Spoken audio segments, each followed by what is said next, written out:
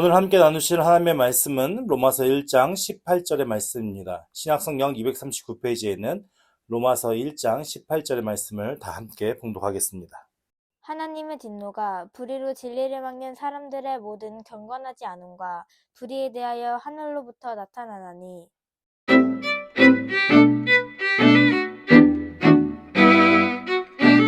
지난주에 우리는 사도 바울이 로마 교회에게 왜 로마 서신을 쓰게 되었는지 그 목적에 대한 내용을 살펴보았습니다. 우리가 다시 한번 그 내용을 들여다보면 15절 말씀에 그러므로 나는 할 수 있는 대로 로마에 있는 너희에게도 복음 전하기를 원하노라.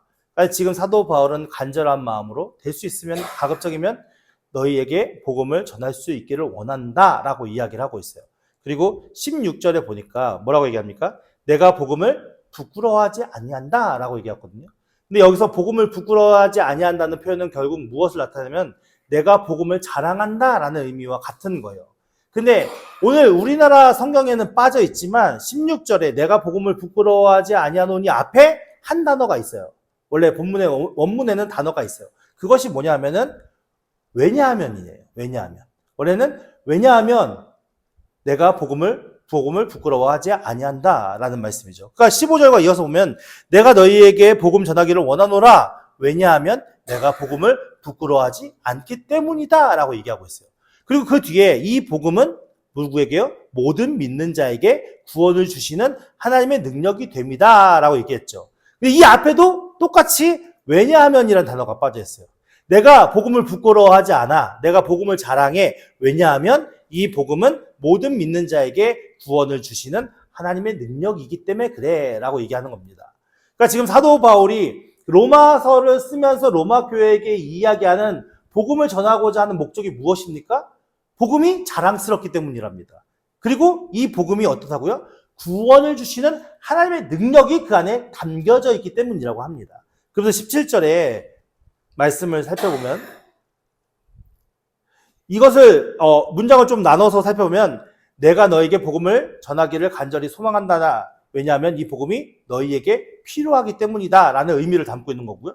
그리고 새롭게 너희에게 복음 전하기를 원한다. 그러니까 로마 교회가 복음이 없으면 교회가 세워질 수 없잖아요. 이미 복음은 알고 있어요. 근데 그 복음을 새롭게 그들에게 전환시켜 줄 필요가 있는 거죠. 왜냐하면 지금은 어떤 상황이라고 얘기했죠? 네, 헬라파 유대인들과 유대파 유대인들이 헬라파 그리스도인과 유대파 그리스도인들이 서로 자신들이 기득권 세력인 것처럼 서로 다투고 싸우는 그런 환경 때문에 있습니다. 그렇기 때문에 복음이 무엇인지를 너희가 새롭게 알아야 너희들이 당한 그 문제들도 해결해 줄 수 있다라고 했기 때문에 그렇습니다. 그렇기 때문에 그 복음이 지금 너희에게 필요하고 이 복음이 모든 믿는 자에게 구원을 주시는 하나님의 능력이기 때문에 그렇다라고 그것을 좀 풀어서 설명하면 그렇게 이해할 수 있겠죠. 17절 말씀에 보면 복음에는 뭐가 나타나요? 하나님의 의가 나타난답니다. 그 하나님의 의가 나타나서 믿음으로 믿음에 이르게 하는다라고 얘기합니다. 이 앞에도 마찬가지로 왜냐하면이라는 단어가 빠져 있습니다. 그러니까 하나님의 능력이 되는데 왜냐하면 그 복음에는 하나님의 의가 나타난다. 이렇게 얘기하는 거죠. 그래서 16절, 17절의 말씀을 종합해보면 뭘 알 수 있냐? 이 복음 속에는 하나님이 누구신가라는 것이 나타나 있고 그리고 너희 속에 구원을 주시는 하나님의 능력이 있다라는 것과 그리고 너희가 지금 당면하고 있는 심각한 문제의 유일한 해답이다라고 얘기하고 있는 겁니다. 그러니까 사도 바울이 지금 왜 이 복음을 새롭게 너희에게 전하려고 하는지 그 목적이 여러분 좀 이해가 되시죠? 우리가 이러한 이해를 가지고 말씀을 살펴보아야 되는데 이들이 지금 당면하고 있는 심각한 문제, 자, 인간이 직면하고 있는 가장 심각한 문제가 무엇일까요? 우리의 위치와 처지를 알아야겠죠. 18절 말씀 함께 볼까요? 함께 읽어보겠습니다. 시작! 하나님의 진노가 불의로 진리를 막는 사람들의 모든 경건하지 않음과 불의에 대하여 하늘로부터 나타나나니. 결국은 무엇이냐면 하나님의 속성과 성품 중에는 우리는 대부분 무엇을 강조하죠? 사랑의 하나님을 강조합니다. 사랑의 하나님이시기 때문에 인간들을 계속 용납하시고 용서하시고 이해하시고 관용하시고 기다리시고 그 은혜를 베푸셔서 이렇게 구원으로 우리를 이끄신다라고 해서 사랑의 하나님을 강조하고 있는데요. 사실은 우리가 이해하고 바로 알아야 될 게 무엇인지 아십니까? 하나님은 진노하시는 분이라는 겁니다. 하나님은 진노하시는 분. 여러분, 하나님이 진노하시는 분이라고 딱 보면, 이렇게 들으면 우리가 좀 당황스럽잖아요. 그죠? 그리고 무섭기도 하고. 자, 근데 이 진노가 누구에게 임하는가? 오늘 말씀 속에서는 누구에게 임한다고 했습니까? 네. 불의로 진리를 막는 모든 사람들의 경건치 않음입니다. 그러니까 불의한 사람들이에요. 불의로 진리를 막는 사람들이에요. 근데 이 불의로 진리를 막는 사람들의 특징이 뭐냐? 첫 번째 조건이 뭐냐? 경건치 않대요. 불의로 진리를 막는 사람들의 특징이 뭐냐? 경건치 않대요. 이 경건하지 않다라는 것은 결국 뭘 얘기하느냐? 경건하지 않다는 것은 거룩하지 않다라는 걸 얘기하는 거예요. 거룩하지 않다라는 건 결국 무엇을 얘기합니까? 하나님께 속해 있지 않다라는 걸 얘기하는 거예요. 우리는 기독교를 이야기를 할 때 경건한 사람, 신실한 사람, 믿음 좋은 사람, 어떤 사람이라고 생각하죠? 도덕적으로, 윤리적으로 깨끗하고 그리고 선한 사람을 이야기합니다. 근데 성경이 경건한 사람, 하나님께 속한 하나님의 백성이 도덕적으로, 윤리적으로 깨끗하고 선한 사람을 이야기합니까? 그렇지 않습니다. 우리가 쉽게 알 수 있는 것이 무엇이냐면은 고린도 교회를 보면 알 수 있죠. 사도 바울이 고린도 교회에 서신을 보낼 때 뭐라고 보냅니까? 하나님이 사랑하는 하나님의 성도라고 얘기합니다. 그 고린도 교회를 지칭할 때에. 근데 그 고린도 교회는 무슨 문제를 안고 있죠? 세상 사람들도 하지 않는 도덕적으로 안 좋은 행위들을 하고 있었어요. 심각한 도덕성 문제를 안고 있었어요. 고린도 교회를. 그럼에도 불구하고 그 고린도 교회 교인들을 지칭할 때 뭐라고 지칭합니까? 하나님이 사랑하는 성도라고 얘기하거든요. 그럼 맞지 않잖아요. 그러니까 결국 경건하다는 것은 도덕적으로 윤리적으로 깨끗하고 선한 사람을 이야기하는 것이 아니라 무엇을 얘기한다? 함께 읽어볼까요? 시작. 경건하다는 것은 윤리적이거나 도덕적 문제가 아니라 하나님과의 관계성을 얘기하는 겁니다. 그러니까 도덕적으로 윤리적으로 그들이 깨끗하지 못해도 그들을 성도라고 부르는 이유는 그래도 그들은 하나님과의 관계를 세우고자 하는 교회 안에 있기 때문에 그렇습니다. 그렇다면 우리가 또 하나 생각해야 할 문제가 있죠. 그러면은 성도고 교회 안에 있으면 아무리 죄를 지어도 하나님이 그냥 내버려 두실까? 그러실 것 같아요? 안 그러실 것 같아요? 네, 우리 먼저 에베소서 2장 1절에서 3절 말씀을 함께 읽어볼게요. 한번 같이 읽어보겠습니다. 시작.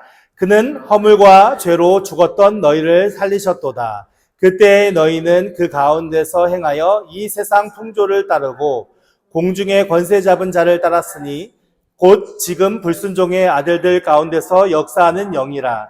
전에는 우리도 다 그 가운데서 육체의 욕심을 따라 지내며 육체와 마음에 원하는 것을 하여 다른 이들과 같이 본질상 진노의 자녀였더라.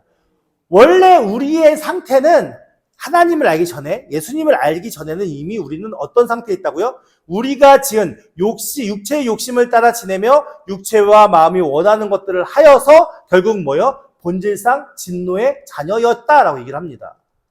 그러니까는 모든 사람들은 하나님의 진노 아래에서 그 심판과 그 형벌 아래에서 벗어날 수 없는 존재라고 선포하고 있는 겁니다. 그렇기 때문에 왜 복음이 필요하죠? 이렇게 본질상 진노의 자녀에게 구원을 얻을 수 있는 유일한 길이 복음이기 때문에 그렇습니다. 그러니까 지금 로마 교회에서 갖고 있는 문제 속에서도 그들이 갖는 그 문제에 해결한 유일의 방법이 뭐라는 겁니까? 복음이라는 겁니다. 오늘날 우리 교회들이 갖는 문제 중에 그 문제를 해결할 수 있는 유일한 길이 뭐라고요? 복음이라는 겁니다. 왜 이 복음이 필요한가? 진노의 자녀인 사람들이 가장 먼저 추구해야 될 게 무엇일까요? 아까 경건이 뭐라고 했죠? 하나님 관계에 대한 정상화라고 얘기했잖아요. 그렇기 때문에 본질상 진노의 자녀였던 사람들이 가장 먼저 추구해야 될 것은 하나님 관계에 대한 정상화를 이루는 겁니다. 왜 이거냐? 태초에 하나님께서 천지 만물을 창조하시고 에덴 동산을 창조하셨죠. 근데 그 에덴 동산을 창조하셨을 때 아담과 하와는 하나님 관계에 문제가 있었습니까? 없었습니까? 아무런 문제가 없었습니다. 정상적인 관계에 있었습니다. 그렇기 때문에 그들은 완벽한, 인간이 추구할 수 있는 가장 완벽한 심리적인 상태, 그리고 환경적인 상태에서 하나님 안에서 그 에덴 동산을 다스리며 관리하고 있었습니다. 근데 그 에덴 동산에서 아담과 하와가 하나님과 약속했던, 그러니까 너희들의 이 풍요로움과 이 모든 것은 내가 다 허락해 줄 테니까 딱 하나, 선악과는 먹지 말라. 근데 아담과 하와가 그 관계를 어그러뜨리고 하나님으로부터 분리가 되어집니다. 분리가 된 인간들은 그 이후로부터 하나님 관계가 끊어진 상태로 태어나게 되어지고, 그래서 그 인간들은 끊임없이 하나님 관계가 비정상적인 관계 속에서 죄를 지으면서 불리하고 불경건한 행동들을 하면서 그렇게 하나님을 대적하며 살아왔습니다. 근데 이제 이 관계가, 이렇게 불의한 관계가 정상적인 관계로 돌아오기 위해서는 인간들이 지은 죄에 대한 문제가 해결되어야겠죠. 우리가 지은 연약함의 문제가 해결되어야겠죠. 그 연약함의 문제를 누가 해결해 주신 겁니까? 예수 그리스도가 해결해 주신 겁니까? 근데 예수 그리스도를 통해서 복음 안에 들어왔으면서도 많은 사람들이 정상적으로 하나님을 섬기지 않습니다. 왜 정상적으로 하나님을 섬기지 않습니까? 그들 안에 가지고 있는 세상적인 욕망, 세상의 가치관, 세상의 자랑, 이걸 내려놓지 못하기 때문에 정상적인 관계를 세우지 못합니다. 그러면 그들에게 필요한 것이 무엇이겠습니까? 왜 정상적이 세우지 못하는 것에 대한 지적이겠습니까? 그렇지 않습니다. 하나님 관계를 정상화하기 위한 그들 안에 복음이 새롭게 역사되어야 되기 때문에 그렇습니다. 이스라엘 역사를 보십시오. 이스라엘은 하나님으로부터 어떻게요? 선택받은 민족입니다. 그렇죠? 그래서 하나님께서 그들에게 언약을 세우셨습니다. 무슨 언약을 세우셨죠? 그들에게 너희가 내 말을 잘 듣고 내 율례와 내 규범을 지키면 무엇을? 너희의 모든 것들을 내가 부족함 없이 채우겠다. 그렇지만 너희가 내 말을 듣지 않는다면 어떻게 한다고요? 혼날 거야. 이게 약속이거든요. 근데 구약 성경을 보십시오. 구약 성경이 이야기하는 이스라엘 역사는 어떤 역사입니까? 매맞는 역사입니다. 매맞는 역사.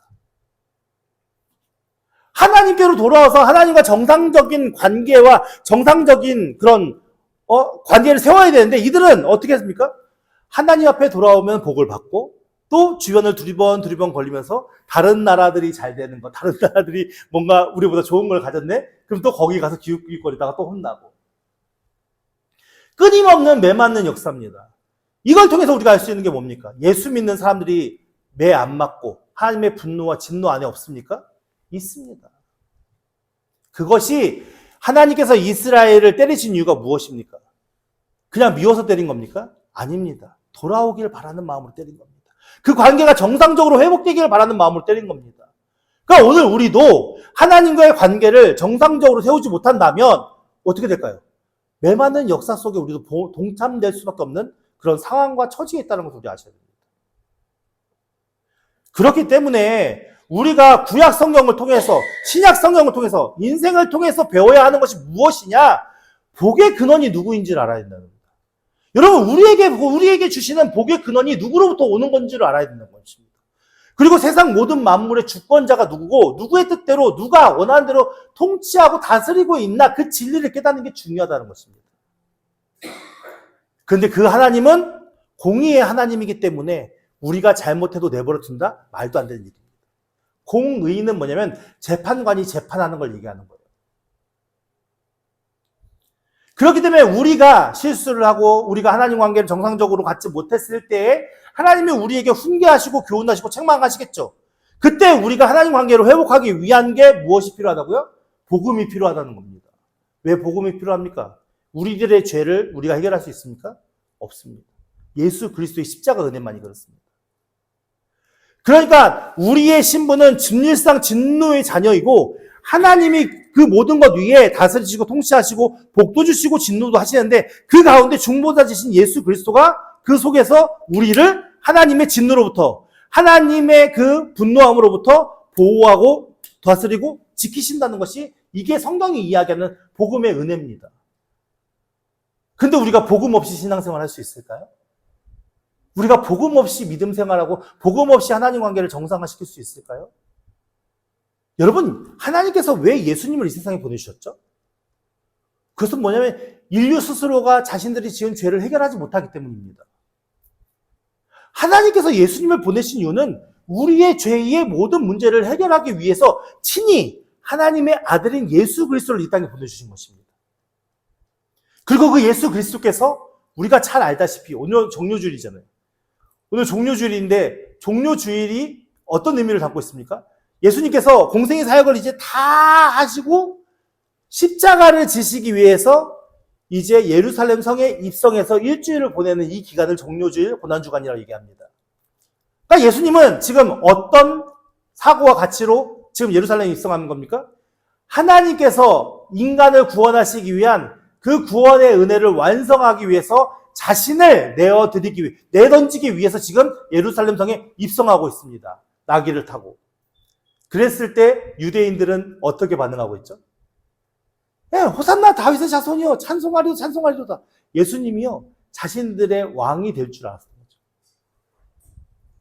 정치, 경제, 사회, 문화 모든 면에서 해방시켜주고 최고의 나라로 만들어줄 그런 왕으로 기대하고 있었던 거죠. 그렇게 예수님을 찬양하며 환송하며 그렇게 받아들였던 그 유대인들이 불과 며칠 사이에 그 예수님을 십자가에 못 박습니다.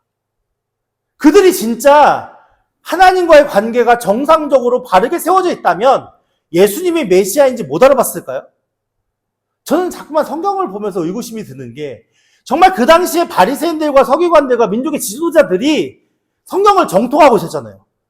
성경을 누구보다 다 외우고 알고 지키려고 애쓰는 사람들이었잖아요.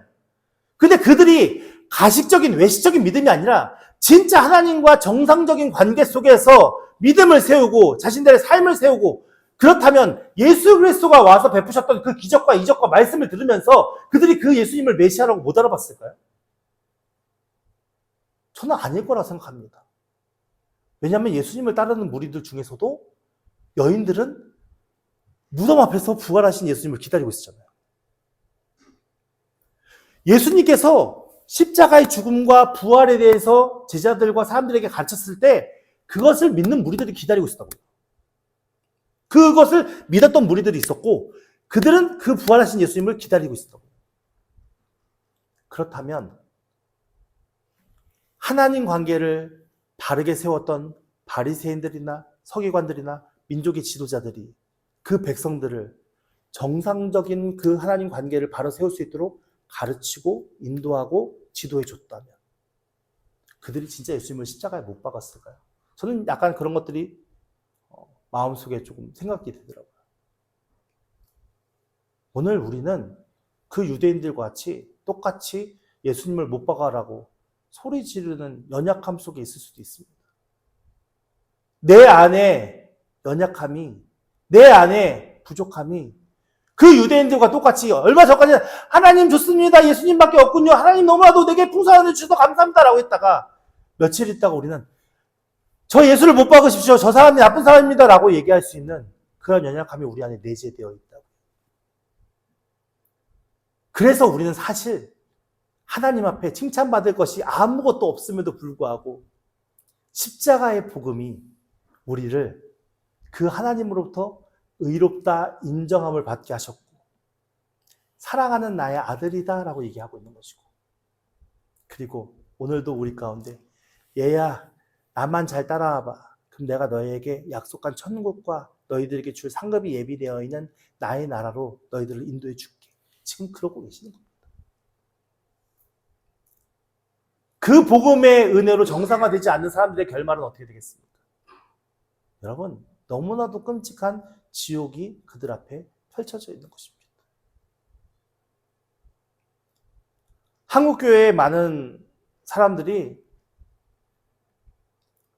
교회의 세를 크게 하기 위해서 물론 그들 마음속에 충분한 하나님의 사랑의 동기가 있을 수도 있겠지만 복음을 증거하고 전할 때에 많은 설득과 많은 좋은 말로 복음을 왜곡시키거나 변질시켰던 그런 일들이 있었습니다.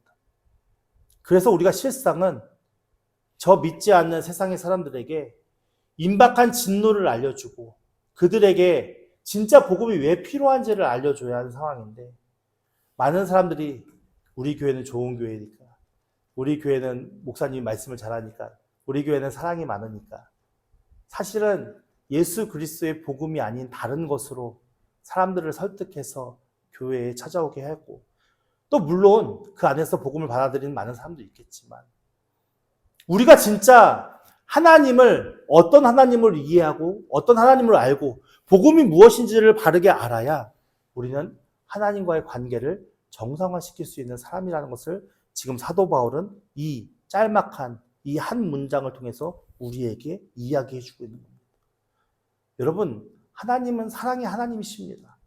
그러나 그 전에 진노의 하나님이심을 잊지 말기를 예수님으로 축원드립니다. 그래서 우리가 해야 할 일이 무엇이겠습니까? 그 무섭고 두려운 임박한 진노 안에 있는 그 사람들에게 우리는 증언해야 됩니다. 무엇을 증언해야 됩니까? 그들이 당할 임박한 진노가 얼마나 무서운 일이고 얼마나 끔찍한 일인지. 그래서 그들을 하여금 왜 복음이 필요하고 왜 그 복음의 역사가 필요한 것인지를 알려주는 자들이 되어야 됩니다. 여러분, 우리가 하나님과의 관계가 정상적으로 세워져 있는 사람들이 저 예수님을 모르는 사람들을 볼 때 어떤 마음을 갖겠습니까? 그냥 지나가는 한 사람으로 받아보겠습니까? 아니면은 우리 주변에 사랑하는 사람들 그냥 잘 살고 있는 한 사람으로 바라보겠습니까? 그렇지 않다라는 겁니다. 여러분, 우리 종료주일을 맞이하고 있는데 우리 종료주일 그 예수 그리스도께서 십자가 지심의 그 의미를 다시 한번 마음 깊이 묵상하시면서 임박한 진노는요 20년 후, 30년 후, 50년 후 이루어지는 게 아닙니다. 우리가 이 세상의 삶이 끝났을 때 그때 우리는 그 임박한 진노 앞에서 하나님의 심판대 앞에 설 수밖에 없습니다. 그러니까 여유가 없는 겁니다. 여러분들, 우리 마음속에 간절한 하나님의 그 사랑과 그 마음을 품고 우리 주변에 아직 복음의 은혜 거하지 못한 우리 사랑하는 가족들과 사랑하는 사람들에게 임박한 진노가, 진노하시는 하나님 얼마나 무섭고 그들에게 임박한 진노가 얼마나 끔찍한지 우리 다시 한번 이야기하시고 복음을 선포하시기 바랍니다.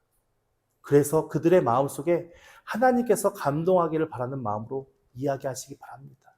사도 바울이 곳곳 전도 여행을 다니면서 복음을 전했지만 사도 바울이 복음을 전할 때마다 그 마음속에 드는 기도는 내가 지금 이 전하는 복음이 저들이 절대 이해할 수는 없겠지만 하나님께서 저들 가운데 역사하셔서 그 말씀을 깨닫게 하시고 그 말씀의 은혜 앞에 나아올 수 있도록 함께 하실 것이다라는 마음을 가지고 그는 그냥 복음을 가감없이 선포했습니다.